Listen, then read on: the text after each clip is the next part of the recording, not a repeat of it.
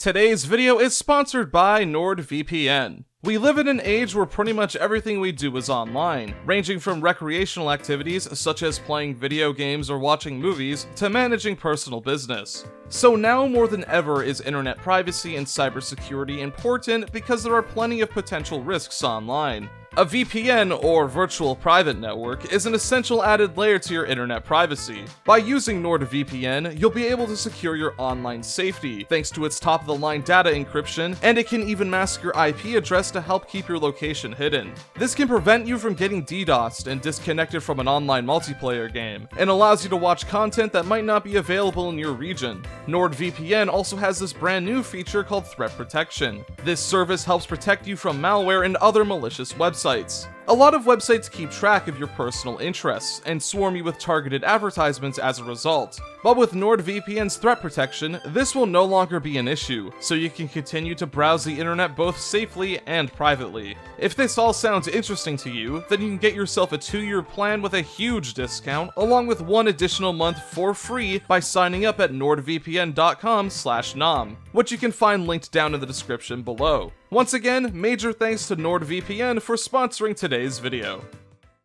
The original Devil May Cry left a monumental impact on the entire action game genre. Even if you aren't a massive fan of Dante's first outing, you'd be hard-pressed to find any game that had the same look and feel, especially back in 2001. It was an action game where the main goal wasn't to just clear out rooms of enemies, but instead, you were encouraged to look as cool as possible while doing so. This was facilitated through the in-game ranking system, since you were rewarded with currency to upgrade your character depending on your end-stage rank. This incentive helped encourage players to really master the game's mechanics, and to find creative ways to go to town on their enemies. While there were some cracks in the execution, Devil May Cry 1 had a solid foundation that was ripe to be expanded upon in a sequel. However, Devil May Cry 2 wasn't exactly that. It's no secret that DMC2 isn't well liked by the player base. Attacks were sluggish and lacked any impact, Dante was drained of all the charisma that made him memorable, the weapon selection was laughable, and overall, the game is just painfully dull and isn't something that I want to replay again anytime soon. I'm pretty sure this is all stuff you're already aware of, so why do I bring this up? Well, the answer is quite simple. Hideaki Itsuno is listed as the game's director, though he was only brought in during the final stretch of development in order to correct the course of the project. Yeah, believe it or not, Devil May Cry 2 was a complete mess behind the scenes, but thanks to Itsuno's involvement, the team managed to get the game into a more playable state. However, Itsuno would go on to express that he was dissatisfied with DMC2's development since he wasn't involved with the project from day one. Not wanting to only be known as the guy who directed Devil May Cry 2, Itsuno requested the higher-ups at Capcom to allow him to direct DMC3 from the start. This is a very abridged version of DMC2's development, and if you're at all interested in learning more about it, then I highly recommend you check out the video made by Matt McMuscles covering the topic. I just wanted to give a basic overview of how Devil May Cry 3 came to be, since I believe knowing the context behind the game's development is important. Itsuno and his team set out to reinvigorate interest in the Devil May Cry series after DMC2 left fans disappointed. Upon its release, Devil May Cry 3 was met with critical acclaim, and even to this day, is considered to be one of, if not the best game in the entire franchise. So for today's video, we're going to analyze what made DMC3 so successful and determine whether or not its mechanics and design still hold up over 17 years later. But before we get started, there are a few things that I want to mention. There are 2 distinct versions of Devil May Cry 3. The original version was released for the PlayStation 2 back in 2005, but would receive an updated re-release 1 year later subtitled Special Edition.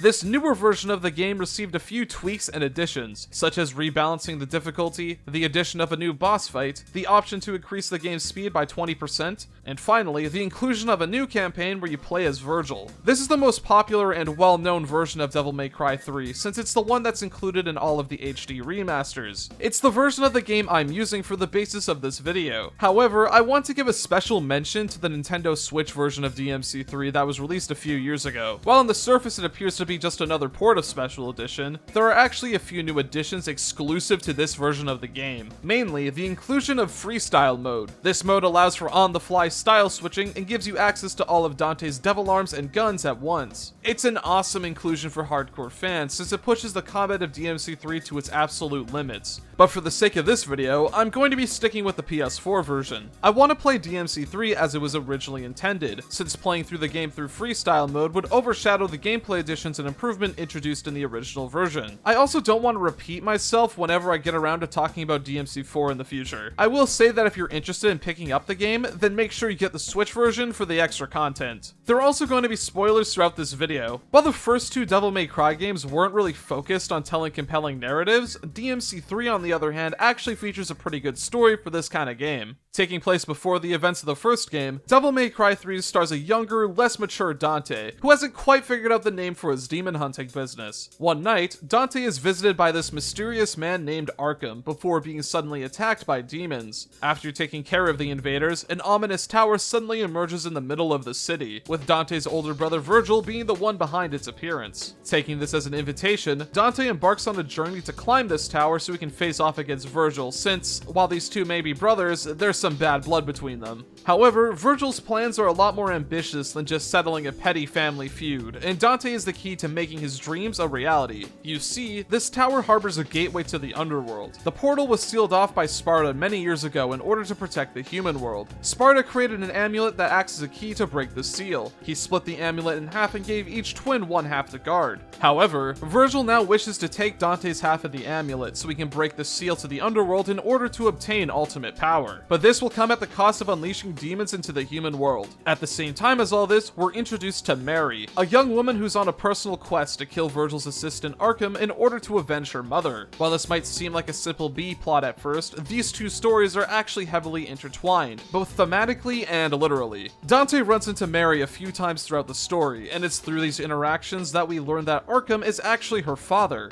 You see, Arkham used to be a scholar that studied the black arts. However, upon learning the story of the legendary Dark Knight Sparta, Arkham became obsessed with him and desperately desired to obtain Sparta's demonic power for himself. He would go on to sacrifice his wife in an attempt to gain the powers of a demon. Arkham would eventually come across Virgil, who he would assist to open the gate to the underworld. However, unbeknownst to the son of Sparta, Arkham plans on taking the power for himself. While it might not seem like it at first, at its core, Devil May Cry 3 is a story about the importance of family and responsibility. This is the through line that connects these characters thematically. The motivations of both Mary and Virgil are rooted in traumatic family conflict. Mary wants to kill Arkham to avenge her mother. She despises her father to the point where she discards the life that he gave her, including her own name, and feels as though it's her responsibility to punish Arkham for his sins. However, there's still a part of Mary that, deep down, still cares about Arkham. This is why when she finally gets her revenge, she can't help but be overwhelmed with sadness. Virgil's motivation also stems from the death of his mother. He feels tremendous guilt for not being able to protect her when their home was attacked by demons, and this trauma gave birth to a toxic mindset. In Virgil's eyes, might controls everything. He doesn't want to experience the same loss that he did as a kid, and his fear of feeling powerless is ultimately what leads him to his obsession with strength. Virgil is willing to stop at nothing if it means he can fulfill his desires, even if that means killing his own brother. However, this theme of family is perfectly expressed through Dante, since both Mary and Virgil are integral to his character arc. Dante in Devil May Cry 3 keeps the same carefree attitude that was shown in the first game. However, there's a large amount of effort put in to portray Dante as far less mature, not just because he's younger, but because the story is about him learning the importance of responsibility. At the start of the game, Dante doesn't really care about the world surrounding him or his family heritage. Dante first fights Virgil not because he wants to protect the world from demons, rather it's simply because he doesn't like him. In fact, he's very indifferent throughout most of the game, only being motivated by a childish feud between him and his brother. However, upon meeting Mary, Dante slowly begins to change. Mary views her journey as a responsibility, as something that only she should burden, not just because she has a personal motivation to avenge her mother, but because she should hold her father accountable for his actions. The interactions shared with Mary stick with Dante and help him realize that he has responsibilities of his own. Dante now knows that he has to use his demonic powers to stop and save Virgil from his own self-destructive mindset, not just because he's the only one with the strength to stop him, but because it's his responsibility as a member of his family. When Dante defeats Virgil, he can't help but shed a tear for his loss. Regardless of the bad blood between the two brothers, Virgil was the only family Dante had left. Though, through this sadness and reminder of his humanity, Dante is finally finally given the inspiration needed to come up with a name for his shop. The narrative of the Devil May Cry games isn't usually well regarded by most players. They're usually just seen as an excuse to provide context to the gameplay. While I will admit that the stories of these games aren't the most complex things in the world, Devil May Cry 3 specifically is very competent in this regard. This all boils down to the execution of its storytelling. Presentation-wise, the massive bump in quality is immediately apparent. The cutscenes in Devil May Cry 1 always felt a bit stiff. They got the job done, don't get me wrong, but there's certainly that early PS2 era jank to them.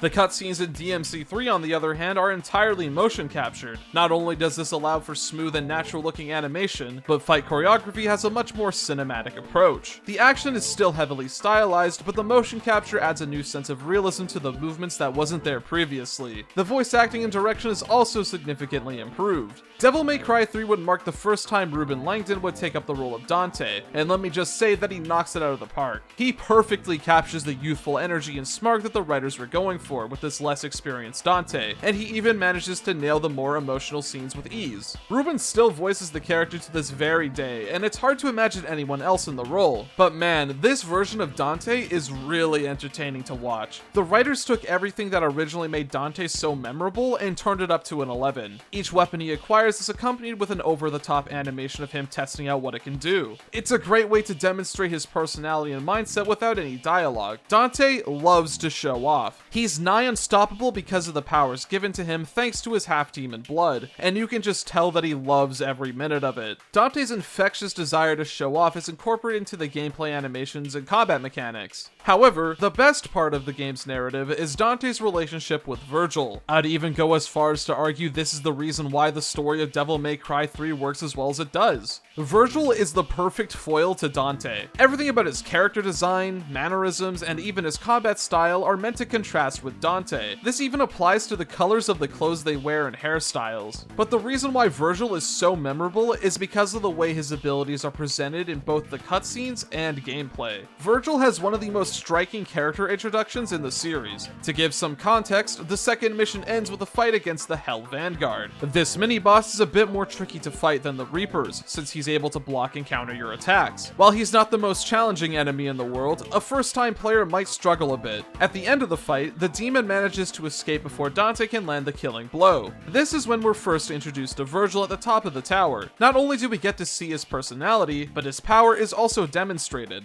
He cuts down the same Hell Vanguard you just fought with a single motion. This scene establishes Virgil as an intimidating figure that should not be taken lightly. The Virgil fights are some of the most challenging bosses in the game, with each version adding new layers of complexity. The second Virgil fight is probably my favorite one in the game because of the context behind it. Dante lost his first fight against Virgil and he wants to get payback. He ventures through the tower and eventually comes across the demon Beowulf. Just like with the Hell Vanguard, Dante is unable to kill the demon and he escapes. Beowulf ends up encountering Virgil, and just like last time, is quickly cut down to size in a single attack. However, the difference is that Virgil then takes Beowulf's weapon and uses it against you in his next boss battle. This is such a cool way of integrating game mechanics into the narrative and is one of the reasons why I find the story to be as memorable as it is. Again, I don't think Devil May Cry 3's narrative is high art or anything, but it's a lot more clever than people think it is. The story is good and all, but it's not the first thing you think of when DMC is mentioned. If you're playing Devil May Cry 3, it's most likely for the gameplay. So, what exactly has changed this time around? On the surface, Devil May Cry 3 seems very similar to the first game, even down to the basic controls.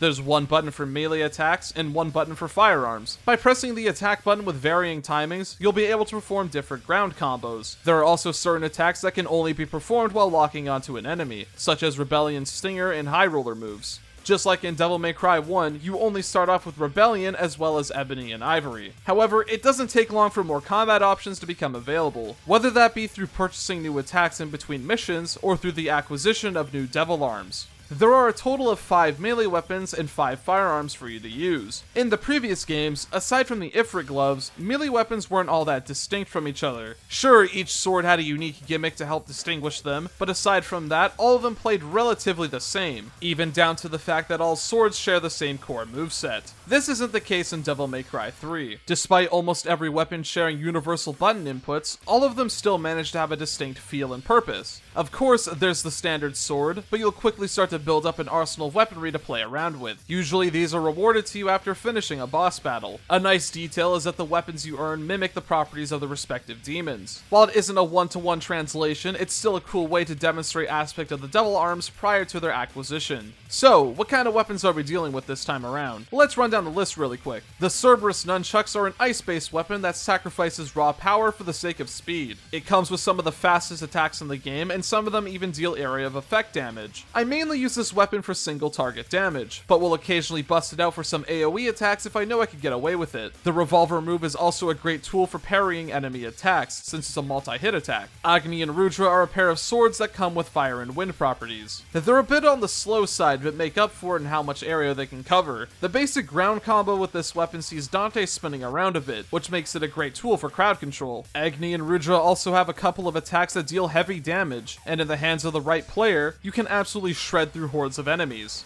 The Beowulf gauntlets are very similar to Ifrit from DMC1. It's the slowest weapon in the game, but this comes with the benefit of packing the most amount of punch. You also have the ability to charge up almost every attack to add even more oomph to them. The Beowulf gauntlets aren't the best when it comes to fighting groups of enemies since there are usually more efficient options, but where they really shine is in the boss battles, or just one-on-one encounters in general. Navan is an electric guitar, as in, it's a guitar that summons swarms of electrified bats. This is the most out there weapon in the game, both conceptually and mechanically. Navan is a mix between melee and ranged attacks. By holding down the attack button, you'll summon swarms of bats. This can be done both on the ground and in the air. However, by tilting the analog stick in different directions while pressing the attack button, you'll be able to elicit different results, such as causing a large shockwave, launching the enemy in the air and following up with a bat swarm, or just doing crazy AoE damage that'll almost guarantee a triple S rank. Navan is a weapon that you pretty much exclusively want to use in horde fights, since most of the attacks require a lot of commitment. Most of the moves I just described leave Dante wide open after they're performed, especially the guitar solo. Considering how aggressive bosses can be in this game, I don't think it's a good idea to bust out Navan during one of those encounters. The weapon selection in Devil May Cry 3 is a massive improvement over what was featured in the previous two games. Not only is every weapon unique, but they bring their own interesting mechanics and playstyle to the table. The best part about them, however, is that, aside from Navan, every weapon shares the same universal control scheme.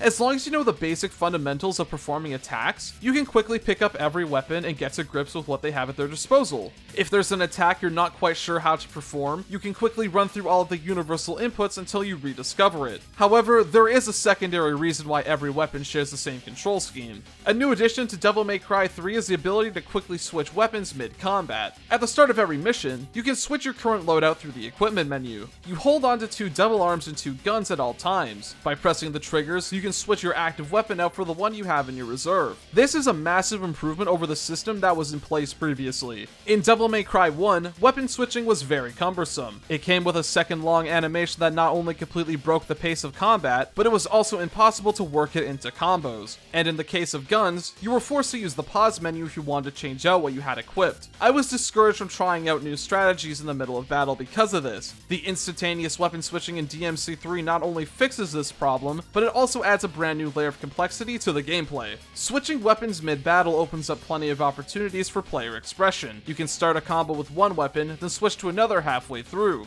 Maybe you only want to use one specific attack from a weapon before switching out, or maybe you're in a scenario where your backup devil arm would be better suited. While this newfound freedom might seem a bit overwhelming at first, it's actually very easy to get to grips with. Weapon switching never becomes disorienting because of the universal inputs that I mentioned earlier. Sure, it might take some time to get used to if you're a newcomer to the series, but it's incredibly satisfying once you master it. That's not all for weapons just yet, since we still have to cover the ranged options. Just like in the previous games, different guns can be found in the environment. Guns behave rather similarly. The only major differences are damage output, fire rate, and range. Aside from Ebony and Ivory, you gain access to a shotgun, sniper rifle, rocket launcher, and finally a lock-on based laser cannon. At first, guns may only seem to be useful for supplemental damage. However, this is far from the truth thanks to one of the defining mechanics of Devil May Cry 3. DMC3 introduced the idea of alternate combat styles to the series. These styles change the function of the circle button. There are a total of 6 different combat styles, though you only have access to 4 of them at the start of the game, those being Trickster, Swordmaster, Gunslinger, and Royal Guard.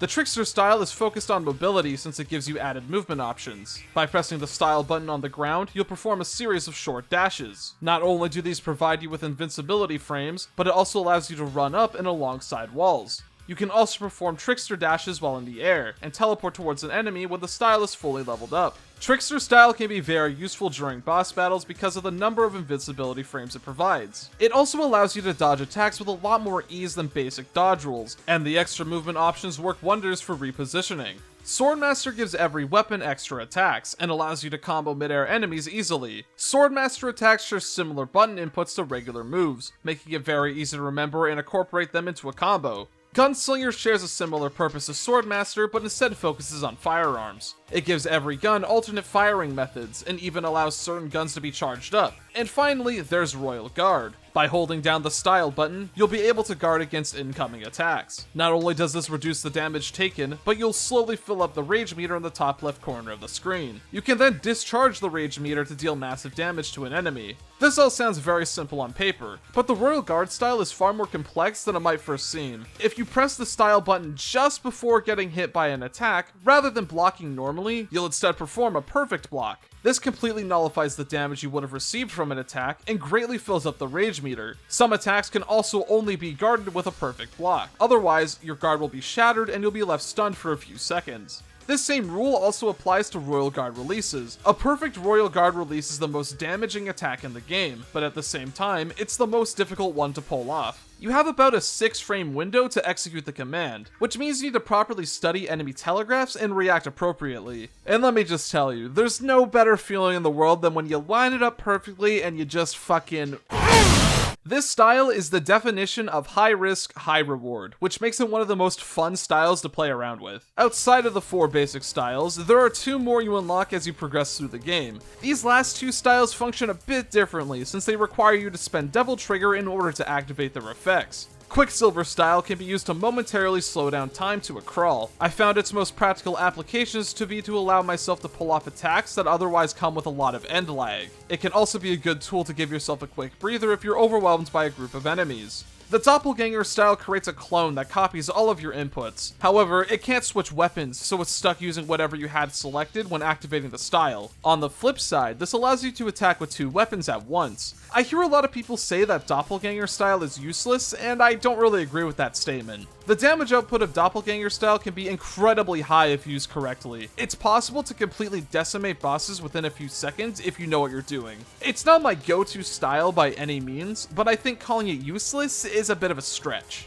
The style system is a great idea. It adds an extra layer to combat that wasn't there previously. It further expands on the idea of player expression, and allows you to create custom character builds based on the style you selected. However, there are some aspects of its implementation that leave a bit to be desired. For starters, styles can only be switched at the start of a mission, or at divinity statues. While it's true that the game is designed around this limitation, the later entries have definitely spoiled me a bit. If you really want to play DMC3 with style switching, then there's always the Switch version that I mentioned earlier. Either that, or you can just mod the PC version. However, a legitimate issue I take with the styles in DMC3 is the leveling system. Normally, you need to spend red orbs in order to purchase new upgrades. This is a good system because the player's skill can influence the number of red orbs obtained in a mission. The better you play, the more upgrades you can buy. Combat styles don't level up through red orbs and are instead upgraded by a more traditional experience system. As you kill enemies, you'll fill up the experience bar in the upper left corner of the screen. Once that bar is full, that style will be upgraded. Every time you level up a style, it'll unlock new moves and will overall just become more effective. Almost every style can be upgraded to level 3 with enough use. The only exceptions are Quicksilver and Doppelganger, which don't gain experience at all. This might not seem so bad on paper, but the issue is that this system facilitates grinding more than anything.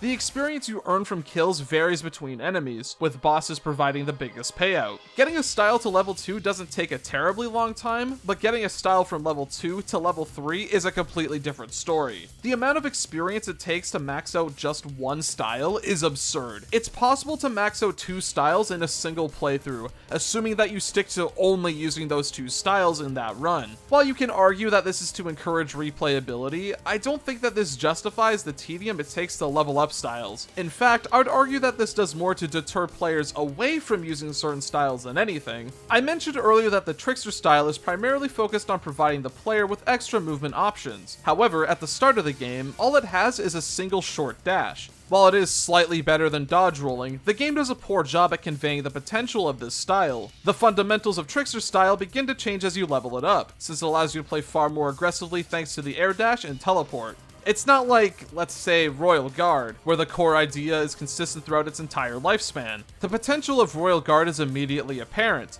Leveling it up gives you new ways to apply its tools, such as being able to block and release in the air, alongside upgrading the rage meter. Swordmaster follows the same design philosophy. It starts off being useful, but becomes more effective as you level it up. Again, this wouldn't be an issue if you could just purchase style upgrades like you can for the other moves in the game. I could just stick with my preferred style, and then use my red orbs to bring the other ones up to speed. I know that this solution wouldn't erase grinding entirely, but I think it would be better than forcing us to use a style while it's still kinda crappy. Another solution I thought of is to tie style experience to your current combat ranking. Much like red orbs, you could earn bonus experience by playing well. Killing enemies with a triple S rank could give you double the experience, which could provide even more incentive to play stylishly. The final major combat mechanic to mention is jump canceling. This technique is a bit tricky to perform, but the payoff is well worth it. By pressing the jump button while next to an enemy's head, you can kick off of it and propel yourself further in the air. Normally, you can only perform moves a certain number of times while in the air. For example, Beowulf's Starfall attack is a huge commitment since it sends you rocketing towards the ground. However, through jump canceling, it's possible to cancel the attack and reset yourself back to a neutral position before touching the ground. While this technique existed in the first Devil May Cry game, its application was very limited. There weren't many attacks you could perform mid-air, and it was impossible to cancel melee attacks through enemy step. The most practical use of this technique was shotgun hiking, since it did decent damage and kept the enemy suspended in the air. This now works for every attack in the game, meaning, with enough skill, it's entirely possible to indefinitely juggle enemies through air combos. Jump canceling is a fantastic mechanic. It's a simple tool that adds layers of complexity to combat since you can jump cancel into any mid-air action you want. Combine this with on-the-fly weapon switching and styles, and it's not hard to see why Devil May Cry 3 has a very deep and complex combat system. Just like in the first DMC, the game incentivizes you to perform well in the combat thanks to the ranking system. In the first game, your combat rank was determined by the number of hits you landed in quick succession. The challenge came from knowing which attacks to use and finding the proper time to taunt in order to keep the combo going. DMC 3 completely reinvents this system in the best way possible, and the changes made here would go on to influence the rest of the series. As you deal damage to enemies, you'll begin to fill up a performance meter. Each time the bar is maxed out, you'll move up by one style rank, with the highest obtainable rank being triple S. However, getting the highest rank isn't as simple as just attacking enemies. If you use the same move too many times in a row, then you'll no longer gain any more style points, which will run the risk of dropping you to a lower rank. Not only does this encourage you to be constantly aggressive, but it forces you to incorporate a large variety of attacks into your combo. However, you can't be too careless, because taking damage from an enemy will drop your style meter by a couple of ranks. Just like in the first game, you can prolong your style meter by taunting enemies, while also filling up your devil trigger meter slightly. A fun detail is that the taunt Dante will perform is affected by the current combat rank. This adds a nice incentive to play well since you're rewarded with some of the cheekiest taunt animations. Unlike DMC 1, your combat rank has a tangible impact on your end stage rank. At the end of a mission, you're graded in 5 different categories. The grades earned in those categories is the deciding factor in your end stage rank, which in turn influences the number of red orbs you receive. It's important to always try to gun for those S ranks, but if you think that achieving them is going to be a walk in the park, then you've got another thing coming. Devil May Cry 3 is a pretty difficult game. Even normal mode can prove itself to be a very challenging experience for a first-time player. The starting missions are pretty easy for the most part, but that all changes when you reach the end of the third mission. The fight against Cerberus is the first real boss battle, and he acts as a skill check for the player. Up until now, enemies have been rather simplistic, only having 1 or 2 attacks for you to worry about. Cerberus, on the other hand, is a far more complex enemy. He's fast, powerful, and has a large variety of attacks. Cerberus is meant to serve the same purpose that Phantom does in the first DMC game. He's the first enemy to really force you to study his movements and react appropriately, though to be honest, I think that this fight might be a bit too difficult for when you encounter him. Not in the sense that the boss fight itself is unfair, but more so in the fact that your options are too limited. At this point in the game, you only have one melee weapon and one gun. Well, two guns technically, but that's beside the point. All of your styles are also at level 1, and you don't even have access to Devil Trigger. It's the restrictive moveset on your end that makes this fight challenging more than anything. Whenever I start a fresh file for DMC3, I end up grinding red orbs in the first 2 missions, so I can be better prepared for this boss. It's mainly so I can get access to Air Hike and Stinger as soon as possible. While this does help a bit, I do still struggle on Cerberus even to this day because of a lack of options. Aside from this difficulty spike, I actually find DMC3 to be a pretty balanced game for the most part. However, as time has gone on, I've noticed that there are certain enemies that I find more annoying to fight than anything. Devil May Cry 3 has a more diverse selection of enemies than the previous 2 games combined. For the most part, the enemy roster is pretty fun to fight, but not all of them are winners. There are some enemies here that have gimmicks that don't really add anything to combat and sometimes work against the main mechanics. Blood Goyles don't take damage unless you shoot them enough times to turn them into stone. Try to hit them when they're not petrified and they'll instead split in half to form another enemy. The giant spiders are also pretty obnoxious. They dash around the arena and attempt to blindside you with quick attacks. You can even get caught in the webs they shoot, which will leave you momentarily stunned. They also don't stagger from most attacks, meaning the only effective weapon to use against them is Agni and Rudra. And finally, there are the Soul Eaters. These guys are probably the most inappropriate enemy for this kind of game. You see, whenever you look at a Soul Eater, they'll disappear into a cloud of smoke. During this state, they'll no longer take any damage. What you're supposed to do is face away from the enemy until it becomes tangible. After that, you need to quickly turn around and deal as much damage as possible. You can probably already see the issue here. Soul Eaters are antithetical to the game's core design. They completely break the flow of combat and require you to fight them in a very specific way. It's not a fun or interesting challenge, it's just annoying. There are still a few more enemies that I haven't covered yet, but I think you get the idea. Boss fights fare much better in this category. Beowulf is a lot of fun to fight once you get used to his moveset, Agni and Rudra present a very interesting challenge since you need to juggle 2 enemies, and Navon's attacks are well balanced. But just like with the regular enemies, there are a few bosses that are a bit subpar. The Gigapede is a little too simplistic for my liking, since it only has a handful of attacks. And the doppelganger fight really just boils down to dodging his attacks until you restore the light in the room. Nothing bad, but far from being my favorites. However, I'd like to give a special mention to Arkham because goddamn, Arkham is one of the worst boss battles in the entire franchise. It's hard to see his attacks because not only do they blend into the background, but they also move incredibly quickly. Occasionally, Arkham will disappear underground and surround you with these tentacles that are really annoying to deal with. To this day, I still can't figure out a good strategy to kill these guys. But this doesn't even compare to the worst aspect of this fight. About halfway through the battle, Virgil jumps in and assists you to kill Arkham. On paper, this is badass. The rival character momentarily putting aside their differences to take care of a larger threat is such a good trope, but its execution here is poor. Having Virgil on your team is a liability. Not only do you lose access to your styles, but you're unable to activate Devil Trigger for some reason. All this does is make the fight significantly harder, which sort of defeats the purpose. It was a valiant attempt to tie story into gameplay, but it could have done with a bit more work. In short, fuck Arkham. However, on the plus side, it's then followed up by a boss fight so good that it more than makes up for the previous one's shortcomings. I like most of the enemy selection in DMC3, but as a whole, it feels a lot less considered than the first game. While DMC1 had fewer enemies for you to play around with, it made up for it in quality. Sure, there were some annoying ones here and there, but there wasn't anything that brought me to the groan zone.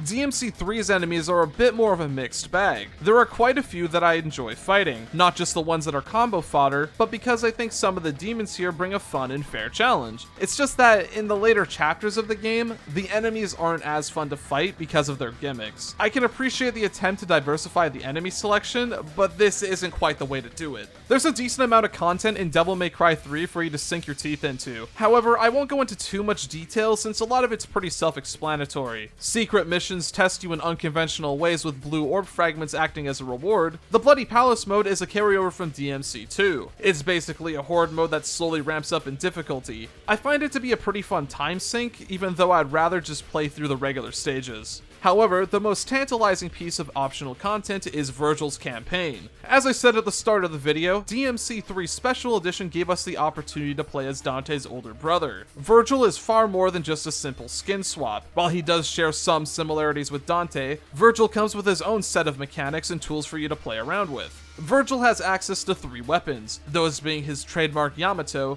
the Force Edge, and his own take on the Beowulf gauntlets. Rather than guns, Virgil instead has access to these astral swords for his projectiles. His summoned swords can be used in a variety of ways, such as shooting them one at a time, a rapid-fire shot, and he can even surround himself with summoned swords to deal constant damage. The last trick up Virgil's sleeve is his exclusive Dark Slayer style. This allows him to quickly teleport around the arena or close the gap between himself and the enemy. It's pretty similar to the Trickster style, but entirely focuses on giving you different methods of teleporting. Unlike Dante, you have access to all 3 of Virgil's weapons at once. The metagame with Virgil is mastering his on-the-fly weapon switching to craft deadly combos. While it is fun to style on your enemies thanks to his unique moveset and taunts, as a whole, I find Virgil's campaign to be pretty underwhelming. Despite what the opening might suggest, Virgil's campaign ends up being a copy and paste of the main game, but with a new playable character. That's perfectly fine, it is just a bonus after all, but the issue I take is in how the character progression was handled. Unlike Dante, Virgil's upgrades are gated behind his current style level. While you have access to every weapon at the start of the campaign, you won't be able to purchase all of the upgrades until you level up the Dark Slayer style. Locking purchasable upgrades behind Virgil's style level is incredibly annoying and sort of undermines the core values of the combat system. Red orbs are your reward for playing well, and you're supposed to use them to acquire new attacks in the shop. However, since attacks are now gated by your style level, you'll most likely run into a scenario where you have an excess of red orbs without much to spend them on. While it's true that you could always just use the currency to upgrade your health or devil trigger meter, I'd prefer to be given the choice myself rather than having the game make that decision for me. Admittedly, this is only a problem during a first-time playthrough of the campaign, not so much when you already have everything unlocked. Other than that, I do like playing as Virgil. He doesn't have as much depth as Dante does, but his more limited moveset forces you to make the most out of the tools you're given. It's a different kind of fun, though I'd rather stick to Dante at the end of the day. As a whole, Devil May Cry 3 is a fantastic game that still holds up all these years later. The core gameplay is mechanically rich, offering systems that are easy enough for newcomers to understand, while also having enough depth for a series veteran to really get some mileage out of it. It's got a large selection of unique and varied weapons, a smooth difficulty curve that knows just when to test the player, and an entertaining story about family conflict and responsibility. It's hard to deny that there are a few aspects of the experience that don't hold up as well when compared to the other games in the series. The style system was a great idea, but its implementation needed some work and leveling up styles was a bit tedious. The enemy selection also leaves a bit to be desired. There are some really fun demons to fight in Devil May Cry 3, but overall it feels a lot less considered than the enemy roster in the first game. That's not to say that I think there are many terrible enemies in the game, but there are quite a few that I found more annoying to fight than anything. It's easy to look at Devil May Cry 3 nowadays and see the aspects that don't hold up as well. However, I think it's equally important to look at a game in the context of its release. Devil May Cry 3 was made out of a desire to fix all of the mistakes made during the development of the second game. The passion behind the project can be felt all throughout the experience. You can tell that the team tried their hardest to craft the best game possible to make up for the failings of DMC2, and I think that deserves a lot of respect. Even though Devil May Cry 3 isn't a perfect game, when it comes to action games on the PS2, it doesn't get much better than this. Hey everyone, thanks for watching. I'd like to give a special shout out to all of my channel supporters whose names are on screen now. It's because of these lovely people that I'm able to make videos at the pace I do currently. These videos take a while to make, so if you're at all interested in helping out and donating, you can do so through my Patreon or through channel memberships. I have a few things I can offer in return, such as early video access, a special Discord role, and even some behind the scenes content on occasion. Somewhat recently, I decided to set a new Patreon goal in hopes of potentially hiring a video editor. This will speed up video production significantly, and will allow me to work on much larger projects without having to worry about a content drought. Every donation helps, and if these rewards at all sound interesting to you, then you can find out more by following the links in the description. Sorry that this video took a while to come out. I was expecting this video to be about as long as the one I made on the first DMC, but while writing the script, it turns out I had a lot more to say about this game than I thought I did. I doubt that my video on Devil May Cry 4 will be as long as this one. In terms of upcoming projects, the next video is going to be on Kingdom Hearts 2. I already have all the footage recorded, so I doubt it'll take too long to make, but I'm expecting it to be a pretty big video. If you want to stay up to date with upcoming projects, then I encourage you to follow my Twitter and join my Discord server. Both will be linked in the description. Once again, I'd like to thank you all so much for watching, and I hope to see you all next time.